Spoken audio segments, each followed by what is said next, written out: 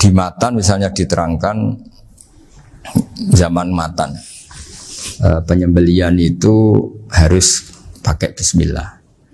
Kalimat harus ini harus dengan arti taruhan sah tidak sah, apa harus sebagai etika, apa harus sebagai supaya kebiasaan baik ini bertahan. Saya ulang lagi ya, misalnya Pak Arifin dawuh teng jenengan cung nyembelih pitik kudu maca bismillah. Kalau kamu memotong hewan harus baca bismillah. Kata harus itu apa artinya syarat sah? Sehingga kalau tidak baca tidak sah. Apa keharusan dalam makna etikanya harus baca bismillah. Jadi urusannya hanya apa? Etika atau afdoliyah. Atau kita tidak ingin kultur baca bismillah itu hilang. Sehingga barang tidak wajib pun kita wajibkan supaya kultur baca bismillah itu tidak hilang. Nah Imam Syafi'i itu milih yang tidak wajib. Itu hanya urusan etika. Sehingga dhabihatul muslim meskipun enggak baca bismillah baik secara sengaja maupun lupa tetap halal ya, tetap sah, tetap halal. Tapi beberapa ulama mengatakan baca bismillah itu wajib dan menjadi syarat sah. Ya kira-kira karena pamit tadi, yang beri nyawa itu Allah, kok apa yang menghilangkan enggak pamit, sudah menghilangkan nyawanya ayam dimakan lagi. Wah itu selingkuhannya kan masih marah itu. Selingkuhannya, pacarnya, anaknya, cucunya itu kan marah itu. Tapi kalau pamit yang punya kan enggak. Lupa kalau ayam cantik yang pas kamu sembelih itu lanangannya kan mangkel itu.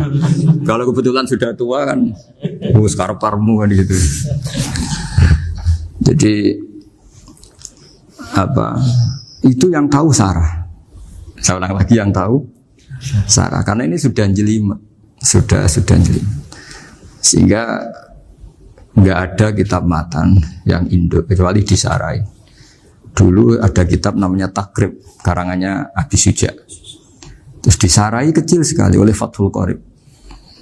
Ya, oleh Ibnul Qasim Al-Huzi itu. Terus di Sarai lagi oleh Bajuri. Jadi Bajuri itu sudah sarhun ala sarhin warifin, sudah sarhun ala sarhin, bukan sarhun ala matnin tapi sarhun ala sarhin. Ya kenapa memang kita butuh itu. Saya ulang lagi kita butuh itu. Nah, kenapa butuh? Ya karena mau tidak mau. Saya ulang lagi mau tidak mau. Karena matan itu seperti itu. Misalnya matan cerita. Yang dikatakan menyembelih itu apa? Ya nyembelih itu ya nyembelih. Nyembelih itu memotong hewan. Terus motongnya dari mana? Kalau kamu motong hewan dari mana coba? Dari belakang atau dari depan? Dari mana? Depan misalnya. Pertanyaannya, ketika dari depan itu paling penting terpotong al-hulkum wal mari misalnya. Yang satu majrur to'am, yang satu majrur ruh ya gitu, majrur nafas. Tapi andekan dari belakang gimana? Tapi tetap terpotong.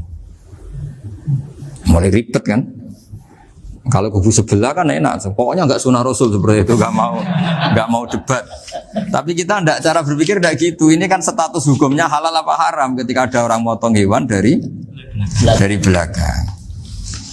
Nah, terus kita berdebat kan, mesti berdebat itu mau dibilang haram, nyatanya memenuhi syarat apa tadi pemotongan. Hukumnya kena, amarinya kena. Mau dibilang halal, jangan-jangan pitiknya sudah pingsan, sudah mati karena dogrok-dogrok dari belakang. Nah, itu terus ulama debat, kan mungkin juga. Ya kan, pitiknya sudah setengah kena corona, pingsan terus. Ya kan, sudah pingsan terus digorok. Nah seperti ini mau tidak mau kita harus detail. Detail artinya yang dikatakan menyembelih itu apa? Ya nanti tak bacakan tabir-tabir di Bajiria sekaligus ijazah untuk jenengan semua. Saya tadi alhamdulillah ketemu Pak Arifin lama, ngendikan panjang lebar tentang pentingnya ilmu. Yang dikatakan nyembelih adalah mematikan hewan yang hidup dengan kaifiyah syariah. Saya ulang lagi, mematikan hewan yang hidup dengan kaifiyah syariah. Nah kalimat hidup ini mulai masalah. Hidup yang apa? Misalnya ada hewan, saya sering kalau ngaji cerita, ada ayam jago ketandang mobil, ketabrak mobil, kejet-kejet. Enggak kamu sembelih pun 1 menit lagi pasti meninggal. Ini kan hanya koordinasi prosedur saja. Karena prosedur ayam mati harus kejet-kejet, enggak boleh enggak langsung peletes mati, enggak boleh. Nah pertanyaannya ketika kejet-kejet ini kamu sembelih, itu halal apa enggak? Wong enggak andekan enggak disembelih juga sudah mati. Artinya enggak penyembelihan ini kan tidak memberi kontribusi pematian, tapi enggak ngefek. Gitu. Makanya terus ada perdebatan. Ada hayatun mustaqirrah, ada hayatun ittiroriyah, ada harokatu masbuh. Itu kalau nggak sarah tidak bisa. Lalu pertanyaan nakalnya begini. Saya itu betul pernah ngalami itu. Wayam jago itu kan mahal, apalagi kalau Bangkok kan. Saya pas jalan-jalan sama anak saya, sama jalan-jalan mau ke pasar itu di pertolongan tuwer mak. Kusik halal tau ora? Karena tanya orang awam, halal kata saya. Padahal andai kan tidak disembelih ya pasti mati. Suatu saat ada yang mengkonfirmasi lagi. Saya bilang kalau kiai ya tidak pantas makan ayam gitu, tapi kalau kamu tidak kiai ya pantas saja. Daripada rata halal lo geremeng eman kan ribet. Nah sebetulnya itu dalam mazhab Syafi'i itu tidak halal karena dia sudah tidak punya hayatun mustaqirrah. Karena tadi setengah menit lagi atau 1 menit lagi pasti mati. Kan dia belum mati karena koordinasi Israel saja, tetap yang nyambil itu. Tetap kan nggak segampang itu kan, tetap prosedur apa? Jalankan SOP. SOP-nya harus ada. Nggak boleh mati selonang-selonang itu, nggak boleh. Tetap ada SOP kata Pak Arifin ada SOP. Dia kalau sama saya bisa guyon kalau. Nah, tapi misalnya nanti pertanyaan, tapi dalam mazhab Maliki itu diabaikan. Hayat mustaqirrah, hayat ittiroriyah, hayat itu diabaikan. Cara berpikir Imam Malik lebih matematis. Kalau nggak disembelih itu matinya berapa menit? 1 menit lagi. Gara-gara disembelih dia mati sekarang. Berarti eksekutornya ya peso itu. Ya berarti peso itu memenuhi kriteria mematikan sesuatu yang masih hidup, hewan yang hidup dengan cara syar'i. Jadi andai kan ada rapat malaikat, matinya karena apa? Karena peso apa karena kecelakaan? Karena peso. Ya kan? Karena kalau nggak tanpa peso nunggu 1 menit. Gara-gara disembelih langsung terjadi sekarang. Nah karena hukum halal ini yang menarik dan menguntungkan. Di bab ini orang jadi Malikiyah semua. Mana maksudnya ya? Jadi kita ini sebetulnya Syafi'i pecundang gitu. Syafi'i partai politik. Jadi kalau sedang tidak menguntungkan ya kata siapa kita Syafi'i banget? Tidak juga itu. Ya, jadi karena tadi ya kalau pada level perdebatan ulama itu ada tadi ya, ada seperti itu, ada hayatun mustaqirrah, ada hayatun ittiroriyah, ada harokatul masbuh.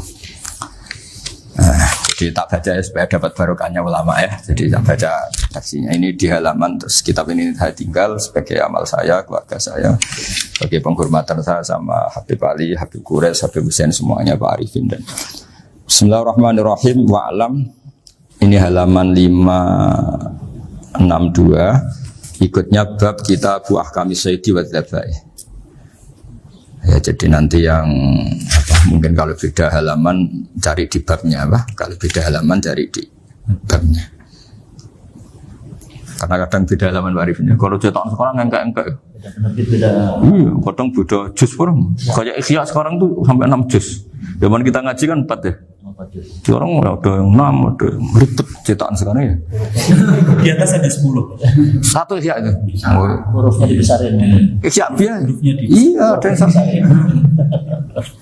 Karena ngerti ya, zaman akhir paling sudah agak buta huruf. Saya tuh dulu punya guru terakhum sudah sepuh. Itu baca gini nggak bisa, Pak. Jadi kalau di kelas harus dituliskan pakai spidol. Mulang Minhajul Abidin. Sudah sepuh sekali. Kalau ngajar itu nggak bisa jalan, udah pakai beca. Itu yang nulis agak kurang ajar. Nulis CD cepet bar. Jadi kadang itu apa itu? Beliau masih semangat, tulisannya habis. Lo kok sentek jeng? Terus ya wes. Jadi nulisnya di HVS baru dulu. Udah cepat selesai. Iya. Nah kalau beliau pakai kitab sudah enggak berso itu. Anak-anak wah nulis sidik benang ber. Ribet. Saya ulang lagi ya. Jadi yang mau saya baca tadi itu logika fikih ya. Fikih itu berpikir ya. Di mana-mana namanya menyembelih itu apa? Dari hidup dimatikan dengan kaifiyah syariah.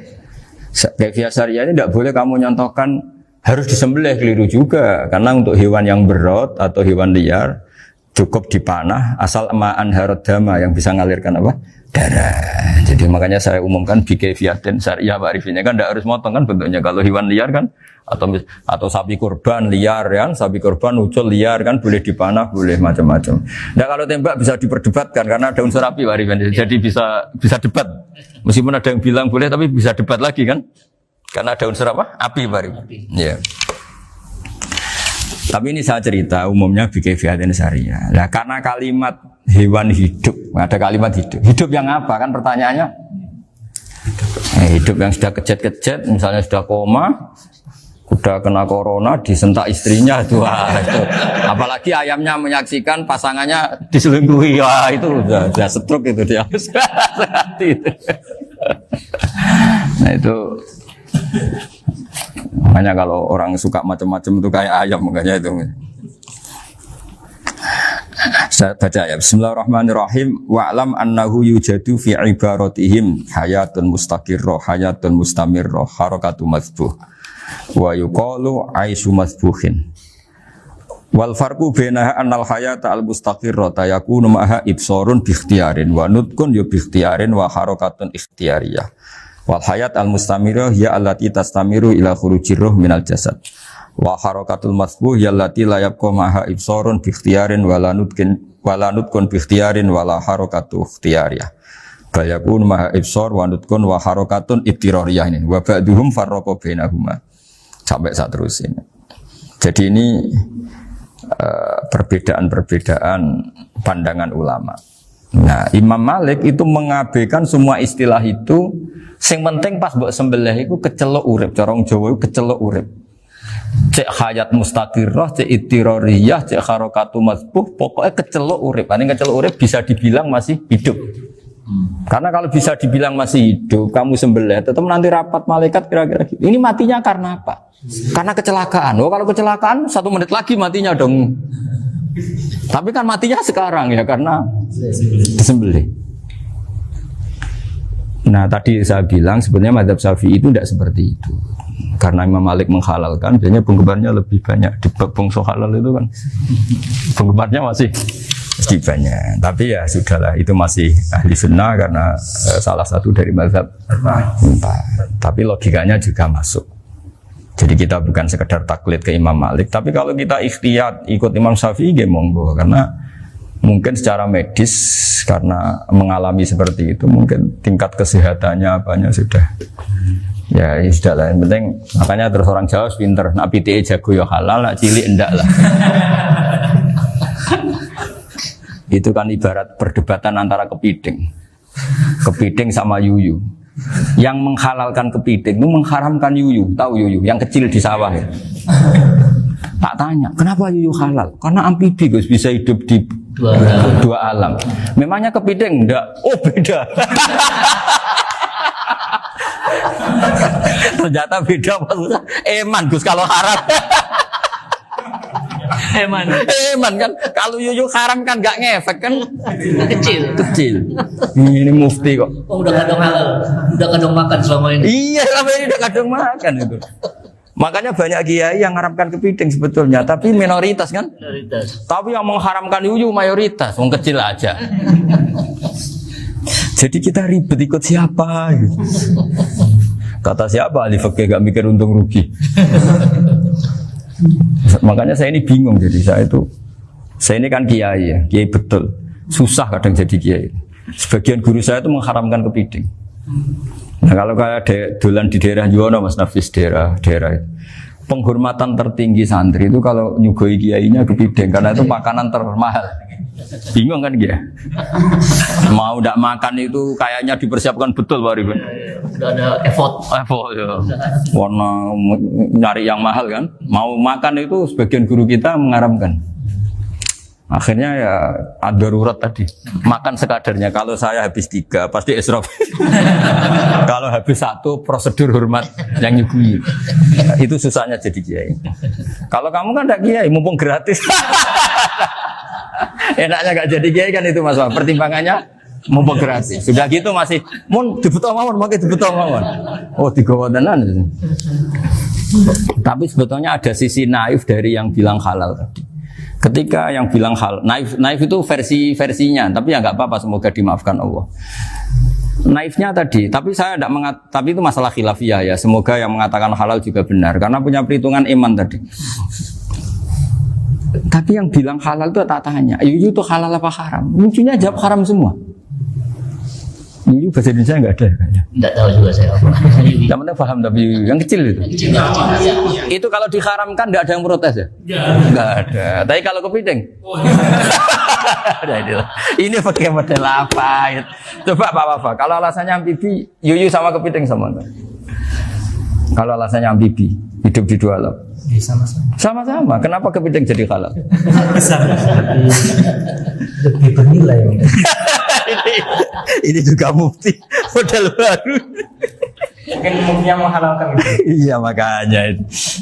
Kan jadi kayak tadi ayam jago tadi orangnya tak tanya akhirnya. Andekan yang kecelakaan itu ayam kecil. Kamu tanya saya enggak? Ya enggak, terus langsung tak buang. Kan langsung dibuang. Berhubung ayam besar. Eman kan. Tapi nurani aja sebetulnya protes. Nyembelih klek. Kadang kan kejat itu sudah tunggu SOP jangan lupa. Ya tapi apapun itu ini ilmu harus didengar ya supaya sampean tahu ya, ada hayat mustaqirroh, ada hayat mustamirroh, ada hayat ittiroriyah, paling enggak kita ngerti lah. Karena nanti di bab B, ya nyun sewu di bab apa? B. Itu ya nanti nggak sahnya karena apa? Tidak mutamawal. Misalnya saya punya utang sama Pak Arifin ayam jago, tak bayar dengan jago yang mengalami kehidupan sudah seperti itu, kan tidak sah. Meskipun itu hidup tapi sudah tidak hayat yang mustamir, tidak normal. Jadi ilmu itu apapun tidak cocok kita karena beda mazhab misalnya, tetap sebagai apa? Ilmu. Jadi jangan pernah anti ilmu meskipun kita tidak cocok. Dulu saya itu heran sama Abu Hanifah karena membolehkan merujuk wakaf. Wakaf itu kan nggak boleh ditarik kembali dalam mazhab Syafi'i dan hampir semua ulama bilang gitu. Tapi kalau kata Abu Hanifah, jika nazir yang nerima itu tidak sesuai rencana kita, keinginan kita, itu boleh narik kembali. Fa innal waqfa atiyatun makhdoh, kata beliau. Wakaf itu ya pemberian normal saja. Suatu saat ada peristiwa gini Pak Arifin ya, ada orang kaya raya mewakafkan tanah itu senilai kalau nggak salah itu 60 miliar. Singkat cerita beliau bermain apa gitu, bisnis apa itu bangkrut. Kemudian itu belum disertifikatkan wakaf. Kemudian nggak ada yang disawang Coro Jowo, nggak ada yang dilihat, terus mau dibeli sama nyuwun sewu sampai yang mau beli yang mampu itu non muslim. Singkat cerita ada orang kaya muslim yang mau beli itu tapi ada problem karena itu wakaf. Tapi kalau nggak dibeli itu malah dibeli non muslim. Tanya saya jawab nggak apa-apa dibeli saja. Ikuti mazhab Abu Hanifah. Karena kalau mazhab Syafi'i itu nggak sah semua pembeliannya. Tapi apa artinya mazhab kalau kita berpikir nggak sah tapi yang jual melakukan? Nah itu yang nggak dipikirkan oleh orang-orang fikih yang di Menara Gading. Apa gunanya kita bilang nggak sah, tapi yang punya tanah tadi tetap menjual. Karena tidak mengindahkan hukum itu, mau apa? Makanya saya bilang bagi tentang Gus itu nggak ada kaulnya dalam mazhab Syafi'i. Saya bilang kamu mengharamkan itu sudah ada gunanya, karena itu tetap dilakukan. Jadi kita pertimbangannya ndak itu, daripada dikuasai situ mendingan kita. Betul. Nah itu sisi-sisi fikih. Makanya ini kita ngaji fikih tidak segampang itu memberi fatwa karena pertimbangannya banyak Pak. Tidak hitam putih gitu maksud saya, ini cerita. Jadi nanti kamu ngerti. Jadi mau apa coba? Itu kan ibarat gini. Hukumnya kita ngajar perempuan itu masalah sebetulnya secara, karena itu ajnabiyah. Tapi fikih mentoleransi li ajli ta'lim, karena untuk belajar enggak apa-apa. Kalau sudah jadi fakta itu ribet. Dia maunya belajar sama kamu, dan sekali kamu tidak mau belajar ke yang lain yang potensi menyesatkan. Jadi fikihnya bukan masalah nazar lagi, sudah penyelamatan. Ribet kan kalau sudah begitu. Saya punya kenangan yang menurut saya itu harus jadi trauma. Siapapun harus jadi trauma. Ini cerita sedikit. Ini masih ngaji fikih, pertimbangan. Ada orang itu sangat khusyuk, Pak. Sangat khusyuknya di rumahnya Pak Wafa itu nggak ada TV, nggak ada motor, nggak ada apa saja. Ketika anaknya berkembang agak dewasa, itu pertama naik motor, itu ya utang jasa sama kawan-kawannya. Pertama dia ngelihat nikmati TV ya dari kawan-kawannya. Corong Jowo mbek tanggane lah. Padahal orang tuanya ini protektif justru karena banyak tanggane sing ndak pati Islami lah. Ya mereka orang Islam tapi ya enggak sholat, enggak apa. Singkat cerita orang tuanya ini datang ke rumah sana nangis. Nangis Gus, sekarang saya ikrar bahwa mazhab Abah jenengan Kiai Nur Salim, bapak saya itu mazhab jenengan itu lebih hebat timbang mazhab kula. Nangis dia. Dulu saya itu agak menyalahkan Kiai Nur Salim jenengan karena longgar di rumah ada TV, ada motor. Terus dia cerita. Nah karena anaknya ini pertama bisa naik motor, untuk anak ABG ini kan jasa yang luar biasa. Karena dia butuh sekali bisa naik motor, dipinjemin. Akhirnya walhasil anaknya ini yang saya merantau ke Jakarta kemana? Akhirnya lam yusolli wa lam yasum. Padahal anaknya ya kiai kamu. Terus tak ceritanya. Terus akhirnya dia tanya, kenapa sih Gus jenengan sama Abah kok longgar gitu sama anak? Terus tak ceritanya gini Pak Arifin. Menurut ilmu al-insan abdul ihsan, manusia itu budaknya kebaikan. Karena utang jasanya sama anak ini, ya dia akan ainut anak ini. Sementara kenangannya mbek jenengan mbok amui. Tidak boleh. Dia baru ngakui ya Gus saya itu nyun sewu hanya khusyuk tapi kurang ilmu. Tadi dia hanya berdasar khusyuk. Bocah kok main delok TV kan pikirannya hanya gitu. Ini cerita ilmu, saya bukan menjustifikasi manapun. Ini kan cerita ilmu Pak Arifin ya. Jadi semuanya itu ada hitung-hitungannya. Coba kalau kita terlalu stakung be anak pertama naik motor jasanya orang nggak sholat ya, pertama roh TV jasanya orang nggak sholat. Coba terikatnya anak ini sama kita apa sama orang itu? Sama orang itu. Bayangkan kalau umur ABG, kalau umur sak pari pun Pak Wafa ini nafsu astagfirullah kan. Gue coba tua nome orang. Gaya tok, bareng tua udah khusus gue gaya tok. Aslinya namanya bodoh. Ya saya sama semua. Cuma saya akan lebih jujur dari biasa. Jadi orang itu harus ngitung gitu. Itu kenapa Mbah Mun tuh kayak alim alama. Setahu saya dalamnya ada TV. Putra-putra ini lihat TV. Meskipun kita tidak mungkiri negatifnya TV, kita nggak mungkiri Pak Arifin ya. Tapi tadi ketika anak-anak ABG itu pertama lihat TV jasanya Tonggoni. Kalau kebetulan tanggane wong soleh nggak masalah ya. Kalau enggak, itu nangis ke rumah saya itu ya.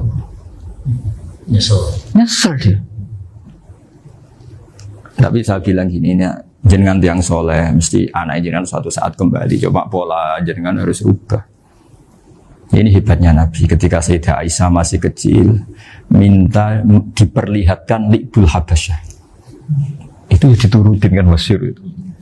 Kayak apa Nabi? Karena kalau nggak diturutin, pasti Sayyidah Aisyah akan ngidolakan mainan yang lain yang di luaran sana malah. Itu karena Nabi punya kearifan tadi.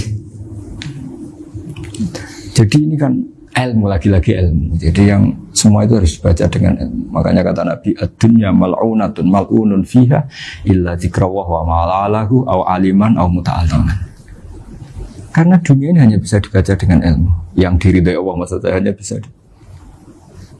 Saya itu banyak kenal menteri, kenal pejabat. Tapi saya tidak pernah melihat itu sebagai pejabat. Melihatnya itu orang yang ingin belajar agama. Karena sekali salah melihat, yang hidup itu tamaknya Pak Arifin. Yang hidup kan tamaknya. Saya kenal orang kaya kok melihat kayanya, yang hidup itu tamaknya, ingin dapat ini. Tapi kalau melihat itu sebagai hamba Allah yang ingin belajar, insya Allah kita selamat dari tamak. Meskipun kita ya manusia tidak sempurna. Setidaknya ketika dia lomo atau tidak lomo, nyalami template apa tidak ngefek, karena kita melihat ini mau belajar. Tapi kalau kamu didorong tamak, katanya orang kaya ternyata nggak tahu haknya kiai, ribet kan? Ribet. Ya kalau kamu punya santri cantik ya lihat itu sebagai santri kamu. Jangan melihat ini mau nggak sama saya, kalau enggak ya wah ya ribet kalau gitu. Ini anak-anak muda harus dilatih ikhlas, baru bahaya ini santri-santri sampean kalau nggak dilatih ikhlas ini bahaya. Karena ini belum punya penggemar pejabat, paling ya anak-anak yang ya tadi ABG. Jadi lah Sarah kembali lagi Sarah itu membicarakan itu detail. Jadi ya makanya kenapa orang mati yang lahir langsung meninggal itu nggak wajib disolati. Alasannya jifke ya lucu. Karena dikatakan sholat mayit, di mana-mana mayit itu sabakohu hayatun, di mana-mana namanya mati itu terdahului oleh hidup. Nah ini nggak pernah hidup langsung mati. Jadi begitu ya kadang lucu, ya gitu aja alasannya. Kamu nyolati apa? Mayit. Kenapa kok mayit? Ya mayit itu namanya mayit Orang mati. Orang mati. Orang mati artinya pernah Hidup. hidup. Nah itu sarah.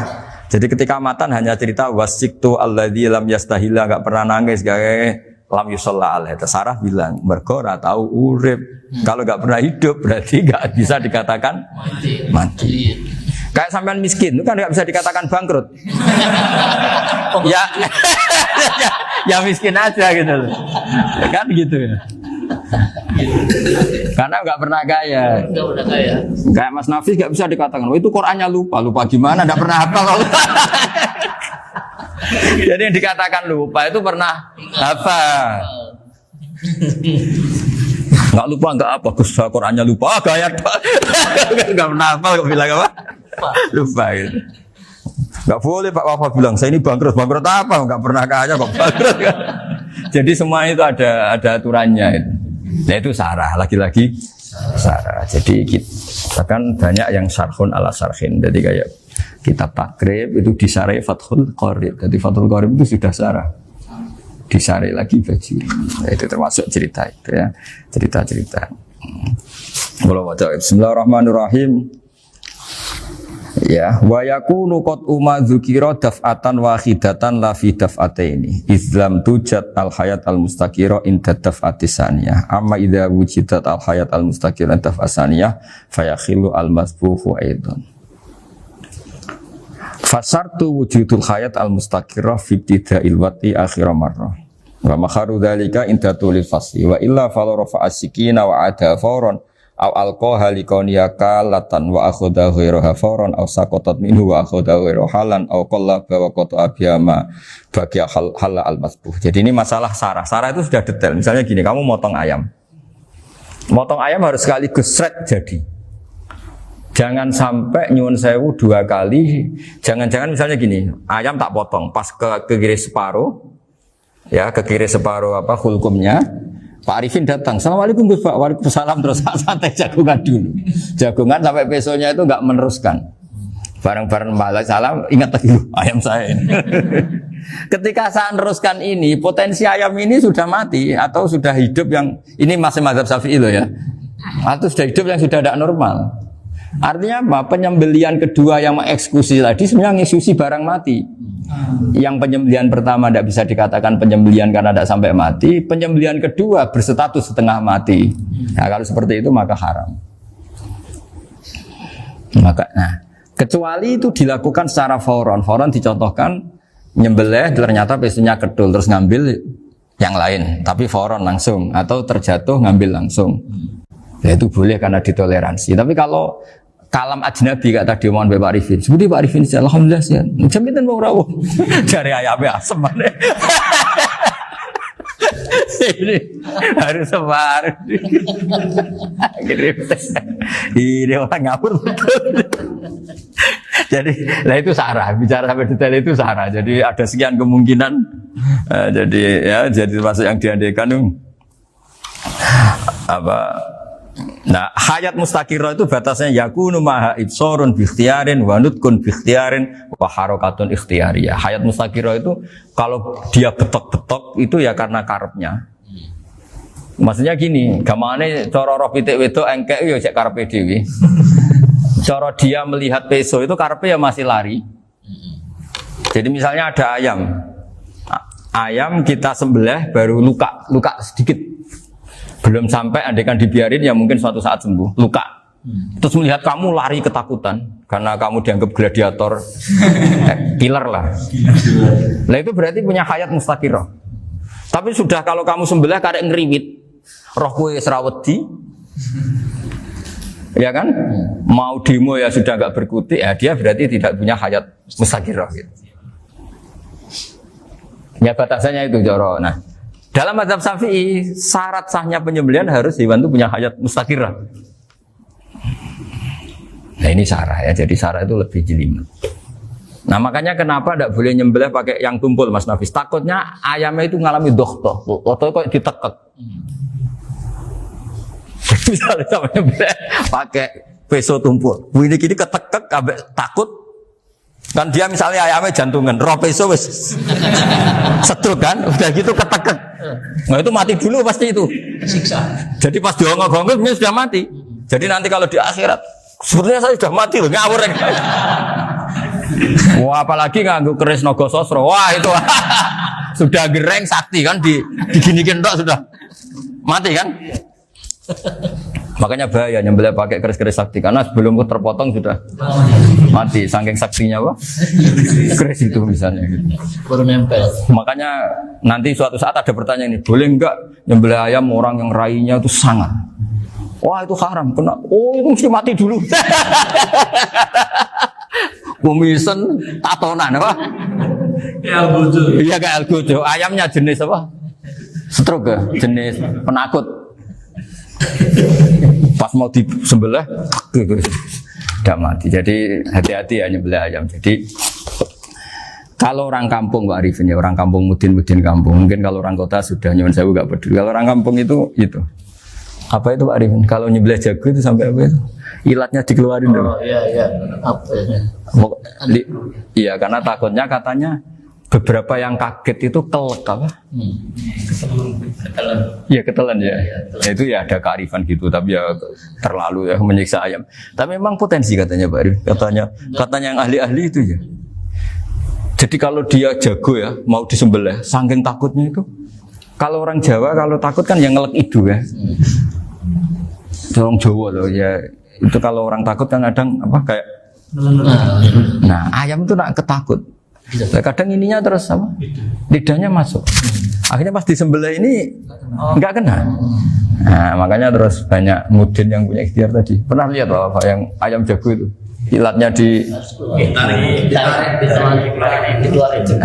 ya, itu ya tidak wajib, cuma tidak bisa kita salahkan. Tapi kata penyembelih yang ini tak tanya eksekutor yang lain, pokoknya rodok dipenek Gus. Iku seraiso. Saya belum pernah nyembelih ayam karena ini kan selain nggak profesi saya juga nggak mentolonan saya.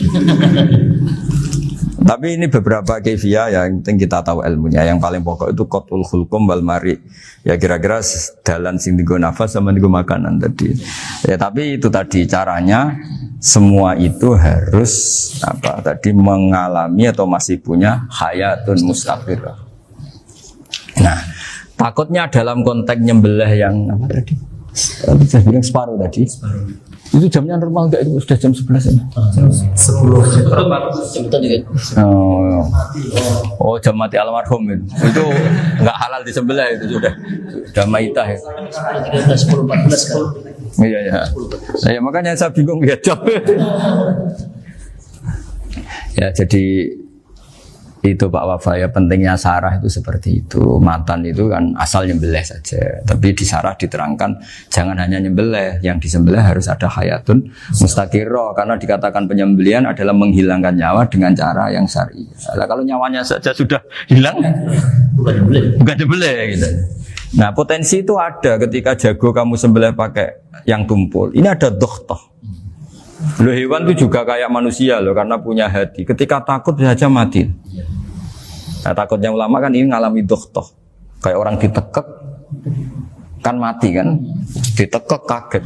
Contoh gampang gini, orang ditekek perempuan kemungkinan mati itu kecil, karena murni hanya ngalami pernafasan. Tapi nak ditekek wong gagah tatonan kan terus dua reaksi tubuh. Takut sama gak bisa bernafas, itu kan lebih cepat apa? Mati. Kira-kira kan gitu. Lah ini sudah takut dongok-dongok itu kan nyiksa. Saya sering ketemu orang yang ahli nyari ular, nyari apa. Itu ya gitu. Filosofinya sama seperti orang perang. Harus bikin takut. Iku kewan Gus nak disewentak, iku telelekan, jadi telelekan iku apa Pak Anda bicara bahasa Batawi ini? Orang kaget terus terpaku itu. Teorinya Khalid bin Walid kan gitu. Kalau perang supaya musuh takut. Kamu tahu kami siapa? Ayat jina biqaumin yuhibbunal mauta kama tuhibbunal hayat. Kita ini bawa pasukan yang mereka mencintai mati kayak kalian mencintai hidup. Pasukan kami ini darwis, berani modar ya wis gitu. Kira-kira gitu kalau bahasa Jawa itu. Berani mati. Akhirnya musuhnya kan nah, di antara syaratnya perang kan gitu, harus bikin musuh itu takut, gemeter. Nah istilah lelekan itu gampang gitu. Lelekan itu pokoknya tadi loh Arifin, kepaku tadi. Nah agak berkutik. Paham ya? Nah jangan-jangan ayam yang kita sembelih mau wis wedi diongo-ongo mati duluan gitu. Nah makanya terus kata musannaf kalau bisa itu wa yakunu madzukira bidafatin wahidah. Kalau itu usahakan sekali jadi. Tapi itu bukan berarti syarat sahnya harus sekali jadi. Kira-kira karena tadi gak kebayang kan kalau baru separuh tak Assalamualaikum Gus Pak, waalaikumsalam Pak Arifin, sebuti kabarnya. Baru itu terus ingat, diteruskan lagi. Kemungkinan ini sudah mati apa? Nah makanya ya tapi lagi-lagi ini sarah ya tak baca Bismillahirrahmanirrahim wa yakunu qad umadzukira daf'atan wahidatan la fi daf'ataini fa innahu yahrumul masbuh hina itu. Kalau 2 kali, tapi 2 kali maksudnya yang 1 kali ini mengakibatkan kematian. Dikatakan penyembelian belum sempurna, dikatakan hidup toh nanti pasti mati, berarti tidak mengalami hayatun mustaqirrah. Paham ya? Jadi ini semoga dapat barokah dari para ulama. Jadi saya mohon nanti Pak Wafa, Pak Muntaha, teman-teman jangan hanya baca matan ya. Pada level alim itu harus baca syarah karena matan itu nyuwun sewu tidak cukup untuk menjawab sekian kemungkinan. Nah syarah itu sono fardul masalah. Ya Pak Arifin ya mengandekan masalah meskipun belum terjadi ya pengandaian sehingga nanti kalau terjadi kalau militer itu apa? A, B ya? Alternatif gimana? Kalau strategi itu kalau ada sekian A, B, C. Kalau A gagal B sudah siap mau militer. Jadi kalau masuk surga pintu 1 gak bisa itu kedua lewat teras Gus. ini sembrono. Bagi Al-Fatihah.